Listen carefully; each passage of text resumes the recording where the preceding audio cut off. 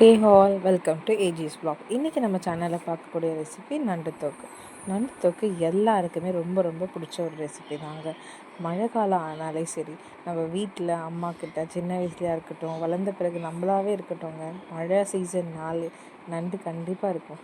Gold ஆகிடுச்சா நண்டு தொக்கு, அப்படி பெப்பர் போட்டு நல்ல ஒரு டேஸ்டியான நண்டு தொக்கு ரெசிபியை தாங்க இன்றைக்கி பார்க்க போகிறோம். வாங்க ரெசிபிக்குள்ளே போகலாம்.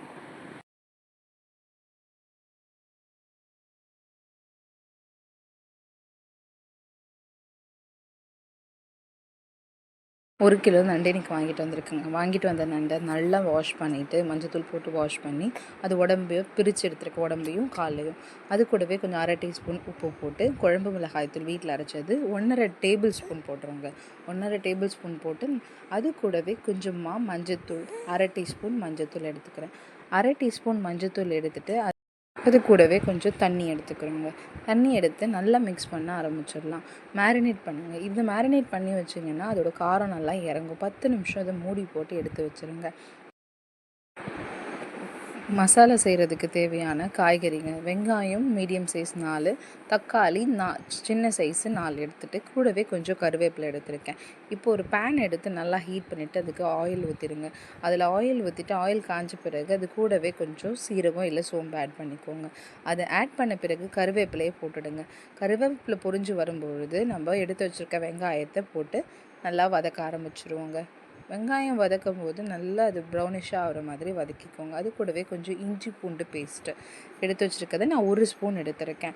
1லேருந்து 1.5 ஸ்பூன் எடுத்தாலுமே போதும், அதுக்கு மேலே வேண்டாம். அது போட்டு நல்லா வதக்க ஆரம்பித்து கூடவே தக்காளியை ஆட் பண்ணிக்கோங்க. இது காய்கறி வதங்கிறதுக்காக கொஞ்சம் உப்பு ஆட் பண்ணி நல்லா மிக்ஸ் பண்ணிக்கோங்க. உப்பு நீங்கள் தேவையான அளவுக்கு போட்டுக்கலாம். உங்கள் வீட்டில் நீங்கள் எவ்வளோ சாப்பிடுவீங்களோ.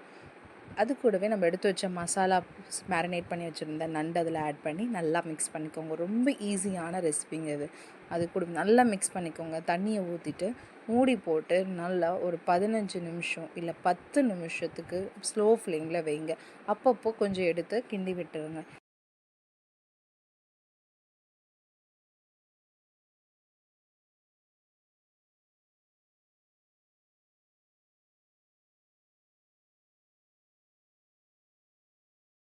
மிளகுத்தூள் வீட்லேயே அரைச்சிருக்க மிளகுத்தூள் இதில் ஆட் பண்ணிக்கலாம்.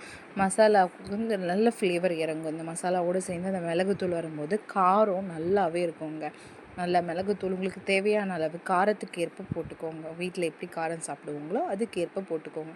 நல்லா மிக்ஸ் பண்ணிவிட்டு கொத்தமல்லியை தூவி மூடி போட்டு எடுத்து வச்சுருங்க. இது கொஞ்சம் ஒரு 10லேருந்து ஒரு அரை மணி நேரத்துக்கு நல்லா ஊறின பிறகு சாப்பிட்டிங்கன்னா இன்னுமே டேஸ்ட்டாக இருக்கும். அதை விட இப்போ நம்ம காலையில் செஞ்சுட்டு மதியம் சாப்பிடும்போது அதோடய ஃப்ளேவர் அதில் அவ்வளோ அருமையாக இறங்கியிருக்கோங்க. டேஸ்ட்டு செம்மையாக இருக்கும். ட்ரை பண்ணி பாருங்கள். ட்ரை பண்ணிவிட்டு கமெண்ட் பண்ணுங்கள், சப்ஸ்கிரைப் பண்ணுங்கள், லைக் பண்ணுங்கள், ஷேர் பண்ணுங்கள். தேங்க்யூ.